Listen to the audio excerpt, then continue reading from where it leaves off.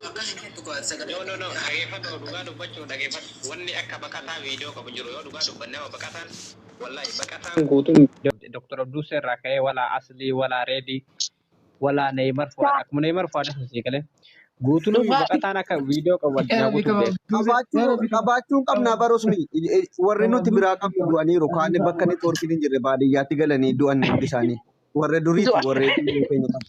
Yeroo duraan YouTube badalaydanitti yeroo duraan akka tokkokiin kun banamee amma namni garanatti hin galinitti yeroo sanitti waan maal dalagaa turtan kaayiroo keessattis. Jinjanaan akka ajaa'iba dhugaa qabaachuu dandeenya viidiyoon qabnu jechuun hin danda'amu garuu du'aniiru na fakkaata warri keenya warri viidiyoo keenya qabu. Do viidiyoolee kan jiru sun tokko baramma tokko Dr. Abduu Se tokko bar biyya baay'isawwee kanarraa qabnee giiftara wayii qabnee tiniin baramma akkatti giddiin irra taa'anii jirra jaarsummaan taa'aa jirra. Kuma 400 qabna kuma 400 takka leenca naaf kennu fidi ani itti ergeetan leenca guyyaa guyyaan harkaa fuudhee fidee mosii matoora kenna bira xiqqee nyaanna. No booyee rabbii jedhaati rabbumaan erga isin bira fide rabbumaa jedhaan asattara kalaas ani tanuma takkitti na awwaala ani rabbii keessa yoo sodaattan jedheen yennaan kuma 400 qabanne beeta jaarsolee nama jaarsa jidduu kenna jiran harka qabanii.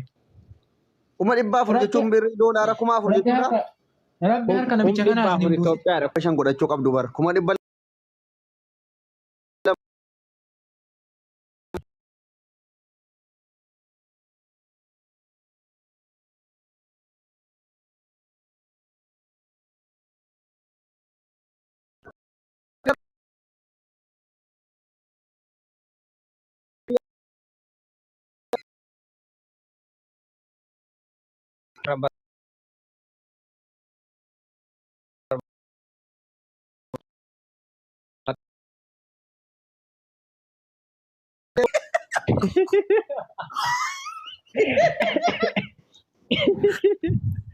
yoo keessaan qabne koomintii jalatti hin dhufe maaloo keessaan qabu jedheen boohee ba'a maaliin godhare yoo dukkoo viidiyoon godhu. Gubbarraan hin barreessite gubbarraan barreessitee tiniin guyyaa biraatti akka kaardii kiyana gureetta akkuma waan nama kaardiitti na hitu. Antee uummanni bara 2019 keessaa bar waa tokko dhimma akka viidiyoon bor dhiibbaa namarraan ga'uun beeku bar bilbiluma baneetuma achi kaa'ee viidiyoo of mul'isaa waraabasi. Maaltu maal kun? Wallahi haga ammaatitti ni jira garuu amma dhageeffadhu. Hanga ammaatitti ni jira. Wallahi Abduu Se amma shamarran naqaate yookiin viidiyoon kun gayyaa een diddiyataame mee shamaruma miidiyaa kanarraa guyyaa nama gorsaa ooltu gargara daqiiqadhu. Ina barama kun agarre. Shamarri amma oomisha diitoo har'a haasa'u shamarri hundi agartu. Jira keenya akkasii buufadha wallahi. Shamarri hundi agartu bar ati shamarri kana itti ooltaami. Galgala sodaachee. Nicola sagalee xiqqeessite laa. Yoo ani Abduu Se waan na godhan dhageettee sila Abduu Se waan na godhan dhageettee mucayyoo takka ergan jedhi kaa. Usmii akka goisa jedhanii usmii jeeko kottu akka barbaadde na godhi akka barbaadde na godhi akka keessa na kaayate jettu wayii. Usmiyee. Usme Tabarii baata gartee. hojii makee Sirratti hojjechiisanii birriidhaan. hojii meeshaa. Wallahi namni hedduun sii jedhee natti ergaa ture. Maali beektaa warri amma baay'inaan sobee muxawa astaghfirullah subhanallah koomintii jala jedhu kun daqiiqaa 5 ittiin inni haasoftu gaafa irraa baaftu otuu keessaan bilbilteef yeroo akka daawaa godhan. Wallahi Abduu Se asirratti namni kana baalageen hin jiru amma asirratti baalagee dami shamarran baalagee asirratti waliin oolu taate akkitti jira salaama barreessuu mitiiti ashaangulleetii ittiin argu keessodha. Warri duubni ishii namaan jedhan muudiin galaadha. Miidiyaa irratti malee lafa dhageeffadhu. Miidiyaa irratti malee usmeetti naman jaalattu jedhan garuu an dhageeffadhu eessa oola beektaa an eessa bulaal kanaan kan asii achi deem guruppii quraanaa kana keessa dhaqimee imoo kana keessa gasseeni anjayyuu onlaayinii hidhame ta barbaadde guruppii barbaadde keessa seentee adii gaafatta wayitaa takka nagattu witaa adii gaafattu qaataa adiin sii deebi. Halkan musallaan. Laa wallahi dhugaa warra binti islaamotaa kana dadhabne bar binti islaamotaa bar warra waan akkanaa antini jedhu. Ahmad Abduu Se yoo ni fi jana hedde TikTokin dhagin binti islaamin tokko TikTok kan dhufullee ni jira guruppii. Abduu Se bar guyyaa sadi keessatti viidiyoon 100 ol nama bira ga'u jechuun maal jechuudha qoy viidiyoon 100 ol Oromoon qofti dhalaan afaan Oromoo dubbatu. Usmii qoy biizinasatti jijjiirra viidiyoo sanan balleessiniiti aappii tokko uumeen jira kan kiroomii keessatti ittiin fe'anu akkuma warra faranjii sanatti. Paartiidhaan maqaa irratti barreessine. Wallaahi akkas. Warabbal qaba kiroomii kana keessatti aappii mataa keenyaa uummanne jechuudha achi keessa. Namni akka ittiin argatu koom minaamin isa jedhu sana oromoo.com minaamin jennee irratti barreessina. Achirratti feena amma namni ilaalu birrii nu herreegan. Yoo barbaanne bakka dhalootaa wajjillee godina Ganna jarri dhalatanii wajjin achirratti feena.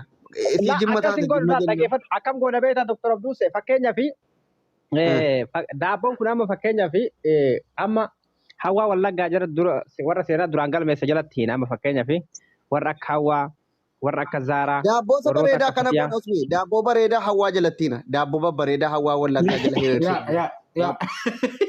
Daabboon bareedaa hawaa jala hiriirsa qaba. Xiyyaan agarsiifne naaf.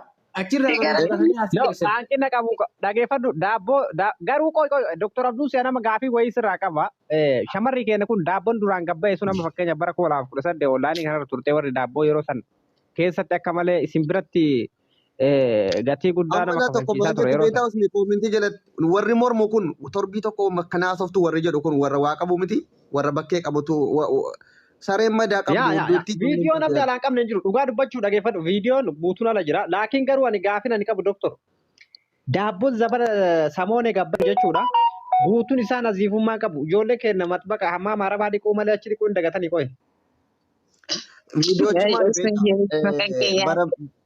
Bara bilbilli Oppootii waraabame viidiyoo waggaa 4 duraati bara viidiyoo dhiyoo miti usme.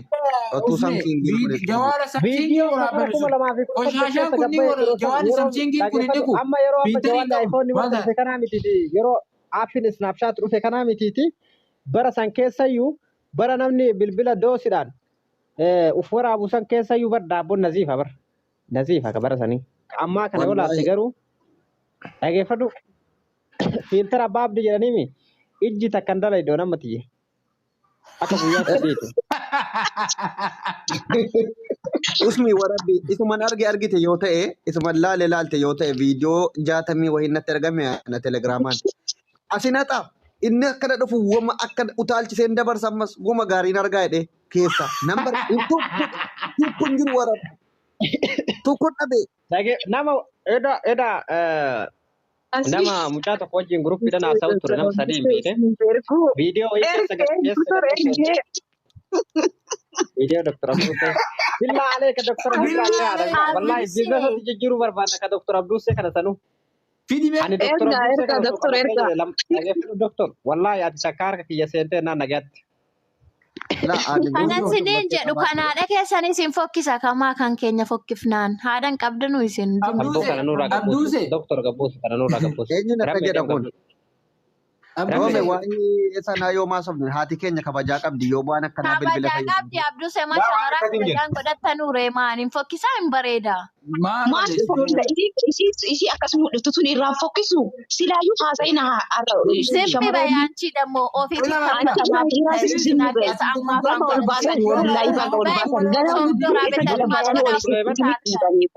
Kuni maali waan jettan gisee hudduu keessan banta isaa ofii qabsaatanii daqiiqaa hudduu keessan Udduu banamee dhiifame dogongorri ni jira dogongorteettiimi yeroo baay'ee dogongortii isiin yeroo 2-3 dogongortii baga ol baasanii ibboo argaa isiidha. Shuwaada barabaraan dogongoran jedhisanii hudduu keessa hojii hojjetanii taate dubartii arrabsuu keetti sii fayyee laara garuu immoo arrabsaa jiruwan namatti hojjetu arrabsaa jiruwan ijoollee gorsaa jirti baree kaa'us meefuma gorsaaran malee waan takka dabarsaan jira waan takka jedhanii nama arrabsaan jiranii kana quba qabaadhu gorsaaran beekumsa jechuudha.